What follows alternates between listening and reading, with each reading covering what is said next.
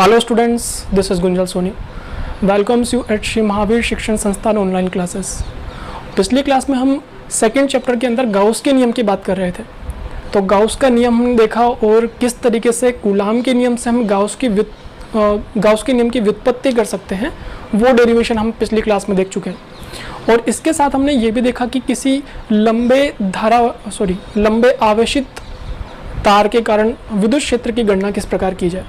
तो ये टॉपिक पिछले क्लास में हम कवर कर चुके थे और अब इस क्लास में हम ये देखने वाले हैं कि यदि आपको एक समरूप आवेशित कुचालक पट्टिका दे दी जाए। समरूप आवेशित का मतलब समान रूप से पूरी पट्टिका में आवेश फैला हुआ है, और ऐसी आपके पास आवेशित पट्टिका को लेकर के यदि हम इस पट्टिका के कारण बनने वाले विद्युत क्षेत्र की गणना करें तो वो किस प्रकार कर पाएंगे हम गाउस के नियम की सहायता से। ठीक है, तो सबसे पहले हम ये देखते हैं यहाँ पर कि हमने एक पट्टिका ली गई है और इस पट्टिका को अपन को देना है यहाँ पर आवेश। तो आवेश देने के बाद कुचालक पट्टिका में वो आवेश जाएगा कहाँ। तो देखिए, चैप्टर जब हमने स्टार्ट किया था फर्स्ट चैप्टर, तो उसमें अपन ने देखा था कि कुचालक को जब भी आवेश दिया जाता है तो वो सारा आवेश कुचालक पदार्थ के अंदर चला जाएगा। ठीक है, या फिर इसको अगर सही तरीके से अपन देखें कि किस तरीके से ये आवेशित होता है, तो करना क्या है आपको कि छोटे छोटे बिंदु आवेश लेने हैं और उन बिंदु आवेशों को जमाते हुए आपको एक पट्टिका बना के तैयार करनी है। तो फाइनली अपन को एक ऐसी पट्टिका मिल जाती है जिसमें पूरा आवेश उसके संपूर्ण आयतन में समान रूप से फैला होता है। तो यहाँ पर अपने पास जो आवेश होगा इस पट्टिका के अंदर, वो इसके पूरे आयतन में इस प्रकार से फैल जाएगा। ये इसका पृष्ठ है और ये इसका आयतन है। तो इसके पूरे आयतन में समान रूप से आवेश का वितरण हो चुका है। अब हमें ये देखना है कि यदि इस पट्टिका से कुछ r दूरी पर स्थित कोई बिंदु P लिया जाए तो इस बिंदु P पर हम विद्युत क्षेत्र की गणना किस प्रकार करेंगे। अब विद्युत क्षेत्र की गणना हम चाहे तो कूलाम के नियम से भी कर सकते हैं, और उसका तरीका ये होता है कि आप संपूर्ण आवेश के कारण एक ही बार में विद्युत क्षेत्र की गणना नहीं करके आप एक छोटा सा भाग उसमें से कट करें, उसके कारण विद्युत क्षेत्र की गणना करें, उसका समाकलन करने के बाद आपको रिजल्ट मिल पाएगा। बट इस प्रोसेस में जो कैलकुलेशन होगी वो थोड़ी ज़्यादा हो जाएगी। तो हम यहाँ पर गाउस के नियम से P बिंदु पर विद्युत क्षेत्र की गणना करने वाले हैं। अब बात ये आती है कि गाउस का नियम से गणना करने के लिए सबसे पहली स्टेप क्या है। सबसे पहली स्टेप है अपने पास गाउसियन पृष्ठ की कल्पना करना। गाउसियन पृष्ठ एक प्रकार की काल्पनिक पृष्ठ है जिसकी सहायता से हम विद्युत क्षेत्र की गणना कर पाएंगे। तो गाउसियन पृष्ठ बनाने के लिए आपको पहले ये देखना होगा कि आपके विद्युत क्षेत्र का जो वितरण है, विद्युत क्षेत्र जो बना हुआ है आपकी सिचुएशन के अंदर, वो विद्युत क्षेत्र किस प्रकार का है। ठीक है, तो अभी आप ये देख सकते हैं यहाँ पर कि जो भी आवेश उपस्थित होंगे, संपूर्ण आवेश में ही आवेश है, संपूर्ण आयतन में ही आवेश है। तो इस कंडीशन में इन आवेशों के कारण जो विद्युत क्षेत्र बनेगा वो सभी दिशाओं में होगा। ठीक है, अगर इस बिंदु P पर हम देखें विद्युत क्षेत्र की दिशा क्या होगी, तो आप ध्यान से देखते हुए चलें। यहाँ पर एक छोटा सा भाग हम कट करते हैं, एक छोटा सा हम यहाँ पर भाग इसका कट करते हैं, और उसके बाद इसमें जो भी आवेश उपस्थित होगा उसको मैं नाम दे देता हूँ dq। ठीक है, और इस आवेश के कारण बिंदु P पर विद्युत क्षेत्र किस प्रकार बनेगा, तो प्लस आवेश के कारण विद्युत क्षेत्र बनता है दूर की ओर। तो इस प्रकार आपके पास dE ऐसा कुछ विद्युत क्षेत्र बन के तैयार होगा जिसकी दिशा प्लस आवेश से दूर की ओर होगी। ठीक है, इसी प्रकार आप अगर यहाँ पर भी एक छोटा सा भाग कट कर लेते हैं जिस पर भी आवेश होगा dq, ऐसे भाग के कारण जो बिंदु P पर विद्युत क्षेत्र बनेगा उसकी दिशा कुछ इस प्रकार होने वाली है। ये भी आपके पास विद्युत क्षेत्र dE हो जाएगा।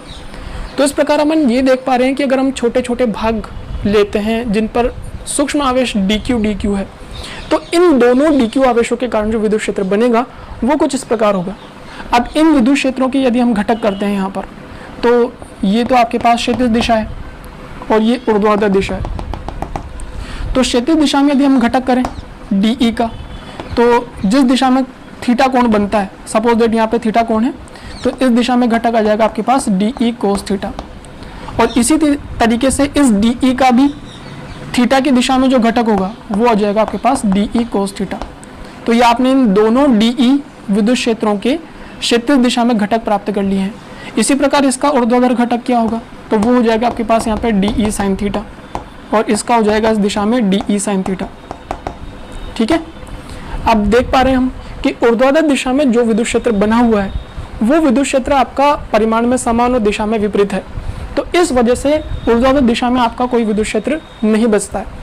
हालांकि यहाँ पर अपन ये कह सकते हैं कि इन सभी आवेशों के कारण जो विद्युत क्षेत्र बनेगा, अब प्लस आवेश के कारण जो विद्युत क्षेत्र रेखाएं बाहर निकलती हैं वो सभी दिशाओं में निकलती हैं, तो आपका विद्युत क्षेत्र क्या सभी दिशाओं में बनेगा? नहीं। यहाँ पर ये क्लियर हो रहा है कि सिर्फ आपको इस तल के लंबवत दिशा में जो आपकी पट्टिका आपको दी गई है, जो आपको शीट दी गई है, उस शीट के तल के लंबवत दिशा में ही आपको विद्युत क्षेत्र मिल रहा है और उसके समांतर दिशा में कोई विद्युत क्षेत्र आपको कोई प्राप्त नहीं होगा। ठीक है, तो सबसे पहले हमने इस तरीके से विद्युत क्षेत्र की क्या दिशा आने वाली है ये कंफर्म किया है। अब विद्युत क्षेत्र होगा कितना? अगर हम कह रहे हैं कि इस तल के लंबवत दिशा में विद्युत क्षेत्र बनेगा जो कि dE cos थीटा है, तो इसका अंतिम मान क्या होगा, इसका परिमाण क्या होगा, वो हमें अब कैलकुलेट करना है और उसके लिए हम गाउस के नियम का यूज करने वाले हैं। तो अभी तक हम ये क्लियर कर चुके हैं कि विद्युत क्षेत्र की दिशा इस कुचालक पट्टिका के तल के लंबवत दिशा में है। ठीक है, तो अब हम यहाँ पर गाउसियन पृष्ठ सीक्वेंस है कि हम किस तरीके से गाउसियन पृष्ठ की कल्पना करें। तो देखिए यहाँ पर ये क्लियर हो चुका है कि विद्युत क्षेत्र की दिशा कुछ इस प्रकार है, इस तल के लंबवत दिशा में। ठीक है, और इसी प्रकार पीछे भी यहाँ पर आवेश होंगे तो उनके कारण विद्युत क्षेत्र कुछ इस प्रकार बनेगा। ठीक है, तो जो विद्युत क्षेत्र आपके पास डायग्राम में दिया गया है वो या तो इस तल के लंबवत इस दिशा में होगा या तल के लंबवत इस दिशा में होगा, मतलब प्लस x दिशा में और माइनस x दिशा, दोनों दिशाओं में विद्युत क्षेत्र आपका प्राप्त हो रहा है। तो अब ये बात करते हैं हम यहाँ पर कि जब गाउसियन पृष्ठ हम बनाएंगे तो वो गाउसियन पृष्ठ आपके पास बनेगी एक बेलनाकार गाउसियन पृष्ठ। तो हम यहाँ पर एक बेलनाकार गाउसियन पृष्ठ बनाते हैं।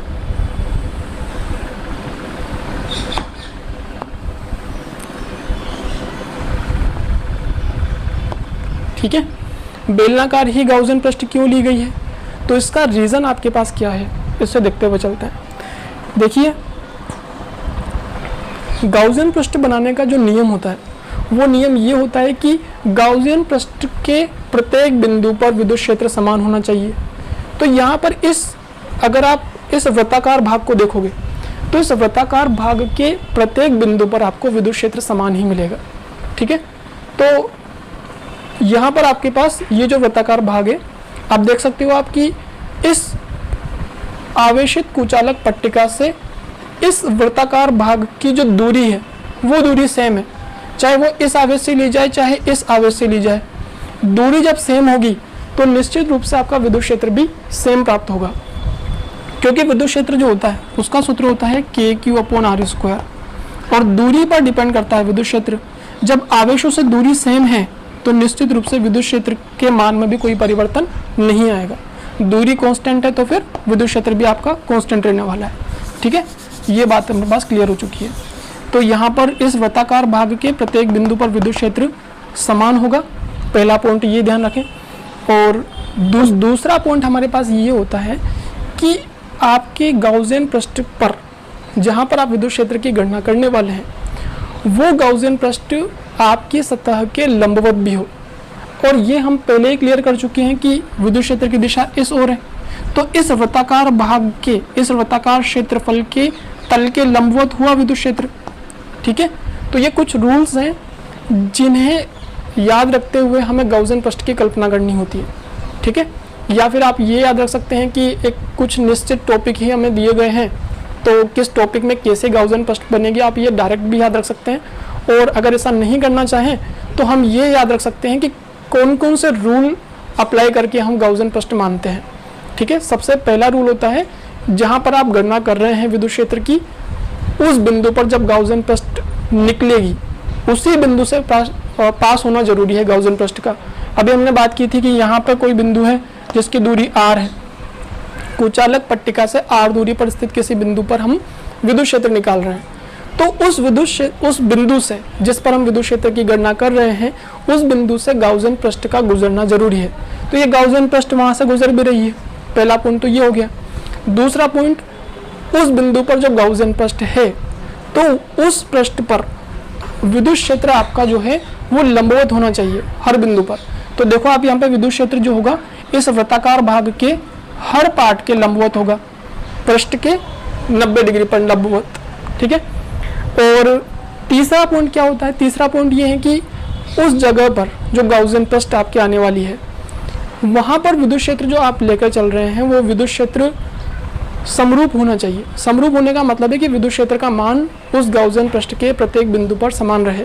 अब ये जो आपने यहाँ पर गाउसियन पृष्ठ मानी है, हालांकि ये पूरी बेलनाकार है, मगर जिस बिंदु पर हम विद्युत क्षेत्र निकालेंगे वहाँ पर ये सर्कुलर है, मतलब वृत्ताकार है। तो इस वृत्ताकार गाउसियन पृष्ठ के हर बिंदु पर विद्युत क्षेत्र आपको समान ही मिलेगा, क्योंकि यह वृत्ताकार भाग इस कुचालक पट्टिका से समान दूरी पर है हर बिंदु से। ठीक है, तो ये 2 या 3 रूल है जिनको आप याद में रखते हुए गाउसियन पृष्ठ कैसे बनानी है इसे याद रख सकते हैं। तो अब हम बात करते हैं यहाँ पर कि विद्युत क्षेत्र की गणना कैसे होगी। तो अब गाउसियन पृष्ठ जब आपने बना ली है तो उसके बाद सबसे पहली स्टेप आपके ये है कि गाउसियन पृष्ठ में जितने भी सतह उपस्थित है उन सभी सतह को आप उनका क्षेत्रफल सदिश निरूपित करेंगे। ठीक है, जैसे मान लीजिए कि ये वृत्ताकार भाग है, अब इस वृत्ताकार भाग का क्षेत्रफल सदिश क्या होगा। क्षेत्रफल सदिश वो सदिश होता है जो कि क्षेत्रफल के तल के लंबवत दिशा में हो। तो यहाँ पर आपके पास इस वृत्ताकार भाग का जो क्षेत्रफल सदिश होगा वो तल के लंबवत होगा इस दिशा में, जिसको मैं S1 वेक्टर नाम दे देता हूँ। S1 वेक्टर क्या है आपके पास यहाँ पर, इस वृत्ताकार भाग का क्षेत्रफल सदिश। अब हम बात करते हैं कि दूसरा क्षेत्रफल कौन सा है, तो वो ये वाला भाग है। तो यहाँ पर क्षेत्रफल सदिश होगा तल के लंबवत बाहर की ओर, इसको नाम दे देते हैं S2 वेक्टर। और तीसरा क्षेत्रफल सदिश आपको यहाँ मिलेगा जो कि इस तल के लंबवत बाहर की ओर होगा, इसको नाम दे देते हैं S3 वेक्टर। तो इस तरीके से आपने जितने भी क्षेत्रफल आपको दिख रहे हैं आपकी गाउसियन सतह में, गाउसियन पृष्ठ में जितने भी क्षेत्रफल उपस्थित हैं उन सबको आप उनका क्षेत्रफल सदिश निरूपित कर देंगे। ठीक है, अब क्या करना है, हमें प्रत्येक पृष्ठ से गुजरने वाले फ्लक्स की गणना करनी है।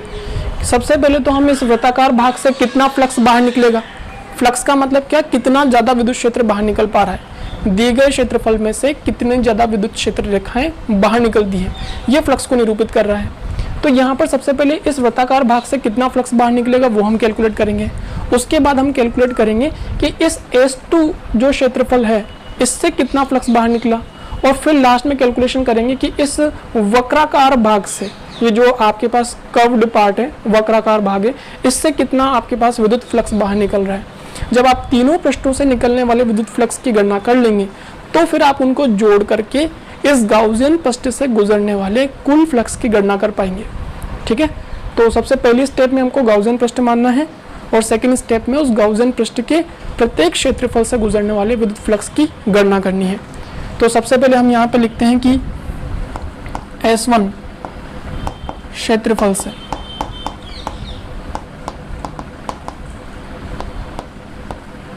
गुजरने वाला विद्युत फ्लक्स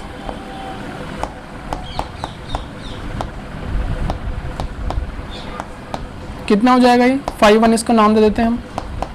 तो क्या होगा इसका मान, देखिए इसका मान क्या होगा। अब विद्युत क्षेत्र की दिशा क्या है, इस तल के लंबवत प्लस x दिशा मान सकते हैं, और S1 वेक्टर की दिशा भी यही है। तो यहाँ पर हम लिखेंगे इसको E vector dot S1 vector, क्योंकि फ्लक्स क्या होता है आपके पास, विद्युत क्षेत्र सदिश और क्षेत्रफल सदिश का अदिश गुणनफल, दो सदिश राशियों का अदिश गुणनफल है। और इसको जब अपन ओपन करेंगे तो इसको ES1 cos 0 डिग्री, क्योंकि इन दोनों के मध्य 0 डिग्री का एंगल है, तो इसका मान कितना हो जाएगा, फाई का मान ES1। और देख सकते हैं आपकी cos 0 की वैल्यू कितनी होती है, 1। ठीक है, तो ये आपके पास पहली इक्वेशन आ चुकी है। इसी तरीके से अगर आप S2 क्षेत्रफल से निकलने वाला फ्लक्स देखेंगे हम S2 के लिए, तो हम ये कह सकते हैं कि इसका मान होगा φ2। और इस केस में भी आप ये क्लियर देख पा रहे हैं कि S2 वेक्टर और E वेक्टर दोनों की जो दिशा है वो सेम है। यहाँ आवेशों के कारण विद्युत क्षेत्र इसी दिशा में निकलेगा बाहर, और यहाँ पर जो इसका क्षेत्रफल सदिश होगा इस बंद पृष्ठ का वो भी इसी दिशा में है। तो दोनों के मध्य कितना कोण हुआ, 0 डिग्री। ठीक है, तो φ2 का मान हो जाएगा E vector dot S2 vector, और इसको अपन लिख सकते हैं ES2। अगर यहाँ पे चलेगा आपके पास ES2 cos थीटा, और cos थीटा की जगह अपने पास थीटा की वैल्यू 0 डिग्री है, तो ये हो जाएगा आपके पास यहाँ पे ES2, φ2 का मान समीकरण नंबर 2। तो इस तरीके से आपने दो पृष्ठों के लिए तो विद्युत फ्लक्स की गणना कर ली है। S1 पृष्ठ जो कि वक्राकार है, सॉरी वृत्ताकार है, और S2 पृष्ठ जो भी वृत्ताकार है। ये दोनों पृष्ठ वृत्ताकार थी, उन दोनों के लिए हमने गणना कर ली है। अभी आपको वृत्त के क्षेत्रफल को रखने की आवश्यकता नहीं है। यहाँ पर जो S1 है और जो S2 है, ये दोनों ही वृत्त के क्षेत्रफल हैं, ठीक है ना। ये जो वृत्ताकार आपने भाग माना हुआ है, इसका क्षेत्रफल होगा S1। अब इसमें पाई आर स्क्वायर हम रख सकते हैं, बट अभी हमें पुट करने की जरूरत नहीं है। हो सकता है कि कैंसिल हो जाए, तो हम बाद में पुट करेंगे इसको। अब हम तीसरी सतह के लिए बात कर लेते हैं। तो तीसरी सतह की लेकर अपन बात करें तो S3 के लिए, तो आप S3 के लिए ये देख सकते हैं कि S3 सतह जो है विद्युत क्षेत्र की दिशा प्लस x दिशा में, और S3 ऊपर y दिशा में जा रहा है। तो यहाँ पर जब अपन φ3 कैलकुलेट करेंगे, जिसमें हम लिखेंगे E vector dot S3 vector, तो उसको लिख सकते हैं हम ES3 कोस 90 डिग्री, क्योंकि यहाँ पर दोनों की मध्य 90 डिग्री का कोण है। S3 इस दिशा में और E इस दिशा में 90 डिग्री कोण बन रहा है यहाँ पर। तो कोस 90 की वैल्यू कितनी होती है? 0। तो ये आपके पास φ3 का मान कितना हो जाएगा? 0। ये तीसरी इक्वेशन हो गई। तो इस तरीके से आपने बंद पृष्ठ जो दे रखी है वक्राकार पृष्ठ, इससे संबंधित फ्लक्स निकाला और वो आपको मिल रहा है 0। और 0 मिलना भी चाहिए, क्योंकि फ्लक्स क्या होता है? बंद पृष्ठ से कितना विद्युत क्षेत्र बाहर निकल रहा है। तो अब देख सकते हैं आप कि इस वक्राकार पृष्ठ से कोई विद्युत क्षेत्र बाहर नहीं निकलेगा। विद्युत क्षेत्र तो इस दिशा में जा रहा है, उस बंद वक्राकार पृष्ठ से बाहर निकलने वाला कोई विद्युत क्षेत्र उपस्थित है ही नहीं। तो उस केस में हम कह सकते हैं कि इस वक्राकार पृष्ठ से संबंधित जो फ्लक्स होगा आपका वो 0 होगा। तो इस तरीके से आपने कुल फ्लक्स की गणना कर ली है। तो अब हम यहाँ पे कुल फ्लक्स लिख सकते हैं इसके लिए। तो हम यहाँ लिखेंगे कुल फ्लक्स। तो कुल फ्लक्स जो आपका आएगा वो आ जाएगा φ बराबर φ1 प्लस φ2 प्लस φ3, और ये मिलकर के बन चुका है आपका ES1 प्लस ES2। समीकरण नंबर 2, समीकरण नंबर 1 और समीकरण नंबर 3, इन तीनों से मान आपको रखना है समीकरण में। तो यहाँ समीकरण में मान रखने के बाद आप देखेंगे कि इसका मान 0 है और बाकी का मान ये है। अब ये भी क्लियर है कि S1 और S2 जो मान दिए गए हैं वो दोनों मान समान ही हैं, क्योंकि ये भी वृत्ताकार भाग है और ये भी वृत्ताकार भाग है और दोनों का क्षेत्रफल समान है। तो हम यहाँ पर S1 और S2 नहीं लिख करके इनको डायरेक्ट S से ही प्रदर्शित कर देते हैं, क्योंकि दोनों सेम ही चल रहे हैं। तो हम यहाँ पे दोनों को S से ही प्रदर्शित कर देते हैं। तो ये कुल मिला के हो जाएगा ट्वाइस ES, ठीक है। तो ये कुल फ्लक्स आपके पास समीकरण नंबर 4 में आ चुका है, φ बराबर ट्वाइस ES, ठीक है। तो अब समीकरण नंबर 4 से क्या क्लियर हो चुका है कि आपने सबसे पहले गाउसियन पृष्ठ माना और गाउसियन पृष्ठ के हर भाग से कितना कितना फ्लक्स बाहर निकल रहा है वो कैलकुलेट किया, तो हमें कुल फ्लक्स इतना मिला। और ये सारी गणना जो अभी तक हमने की है, हालांकि हमने गाउसियन पृष्ठ यहाँ माना हुआ है, मगर जो गणना हम कर रहे हैं उसमें जो सूत्र हम यहाँ पे यूज़ कर रहे हैं E vector dot S vector, ये आपके कूलाम के नियम के अनुसार है। फ्लक्स की जो हम गणना करते हैं उसके लिए जो सूत्र यूज़ करते हैं विद्युत क्षेत्र सदिश और क्षेत्रफल सदिश का अदिश गुणनफल, ये आपके कूलाम के नियम के अनुसार परिभाषा है। अब यही फ्लक्स जो हमने निकाला है टोटल, अगर हम गाउस के नियम से निकालना चाहें तो गाउस का नियम ये कहता है कि आपको सिर्फ इतना करना है, जो आपने गाउसियन पृष्ठ मानी है, इस गाउसियन पृष्ठ के अंदर जितना टोटल आवेश उपस्थित होगा उस आवेश को एप्सिलॉन नॉट से डिवाइड कर देना है। गाउस के नियम से अगर अपन चलते हैं तो यहाँ मैं लिख देता हूँ, गाउस के नियम से, गाउस के नियम से क्या होता है? गाउस के नियम से तो टोटल फ्लक्स बराबर कुल आवेश डिवाइड बाई एप्सिलॉन नॉट, समीकरण नंबर 5, ठीक है। तो गाउस का नियम ये कहता है कि गाउसियन पृष्ठ के अंदर जितना भी टोटल आवेश आपका उपस्थित है उसे अगर आप एप्सिलॉन नॉट से डिवाइड कर देते हैं तब भी आपको आंसर में ये टोटल फ्लक्स मिल जाएगा। अब गाउसियन पृष्ठ के अंदर उपस्थित आवेश कितना है, क्या वो दिया गया है या नहीं दिया गया है, तो वो देखते हैं हम।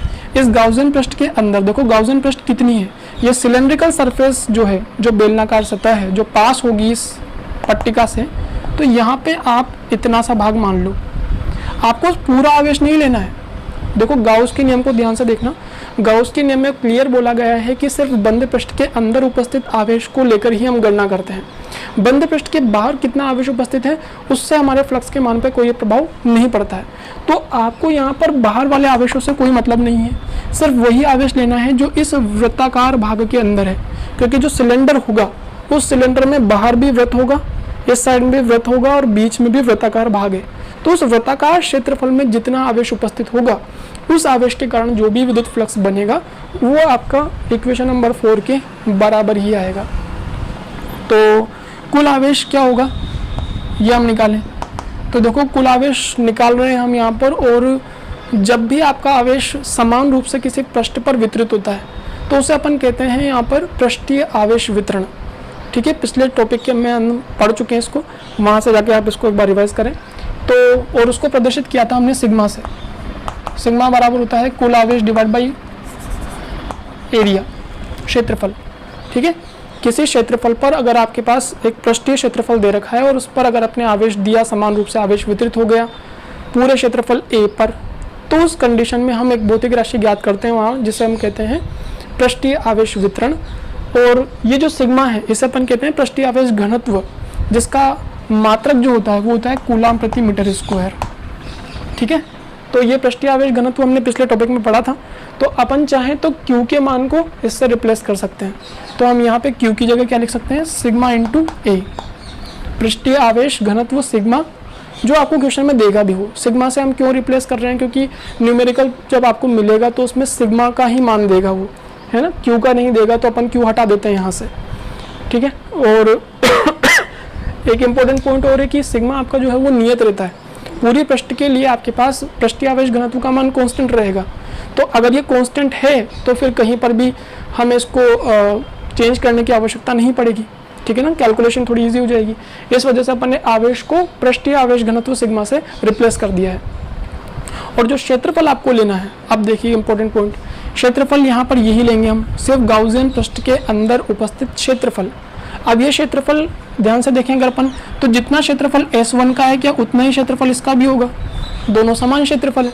तो अपन यहाँ पर इसको A नहीं लिख करके इसको लिख सकते हैं S1, या S1 की जगह आप S ही लें, क्योंकि हमने यहाँ पर इसको S में कन्वर्ट कर लिया था। S1 S2 को S से ही डिनोट किया था, तो यहाँ पर भी इसको अपन S से डिनोट कर सकते हैं। तो अब आपके पास ये क्या बन जाएगा, टोटल आवेश। टोटल आवेश का मान हो चुका है सिग्मा इंटू S, समीकरण नंबर 6। ये जो आपके पास समीकरण नंबर 6 बाद में देंगे इसको। टोटल आवेश आ चुका है, तो फ्लक्स का सूत्र क्या हो गया आपके पास, sigma S divide by epsilon naught, समीकरण नंबर 6।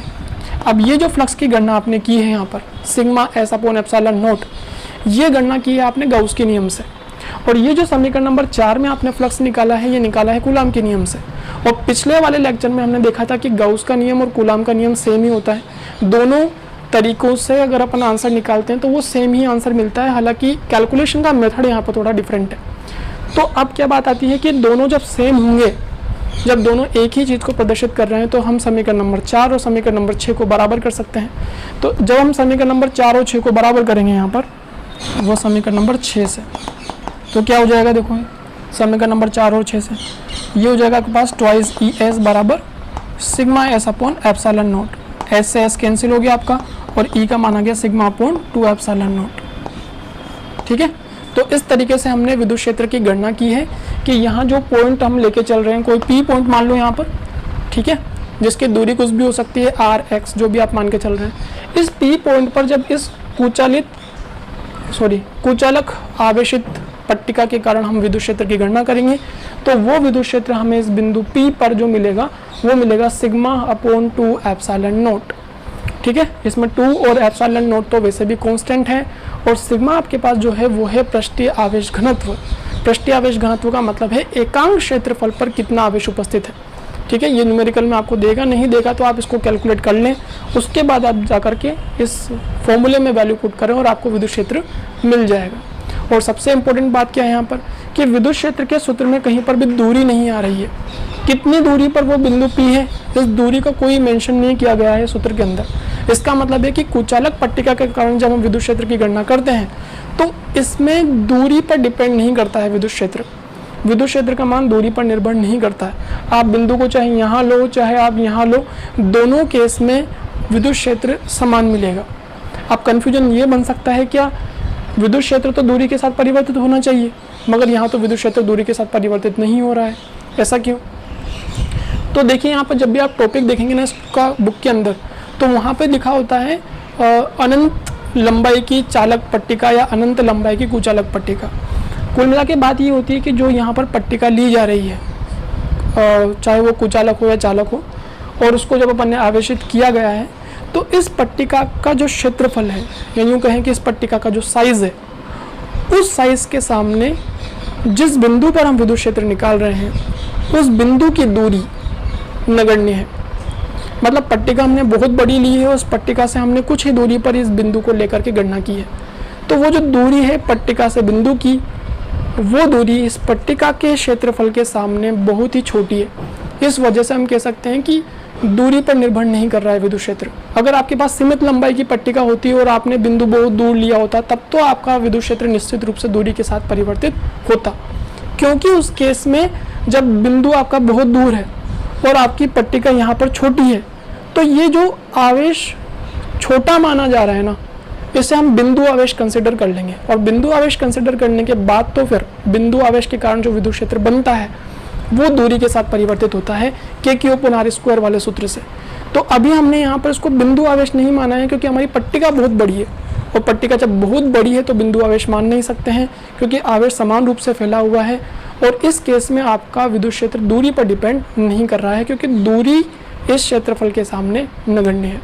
ठीक है, तो अगर आपसे ग्राफ पूछा जाए कि विद्युत क्षेत्र और दूरी में ग्राफ बनाइए, तो हम ग्राफ बना सकते हैं यहाँ पर दूरी और विद्युत क्षेत्र में, तो वो इस प्रकार का ग्राफ आपको प्राप्त होगा। ठीक है, दूरी के साथ विद्युत क्षेत्र के मान में कोई परिवर्तन नहीं होगा। और दूसरी बात, प्लस आवेश है तो विद्युत क्षेत्र बाहर की ओर, माइनस आवेश हो तो विद्युत क्षेत्र अंदर की ओर होगा। ठीक है, तो आप इसको नोट कर लें।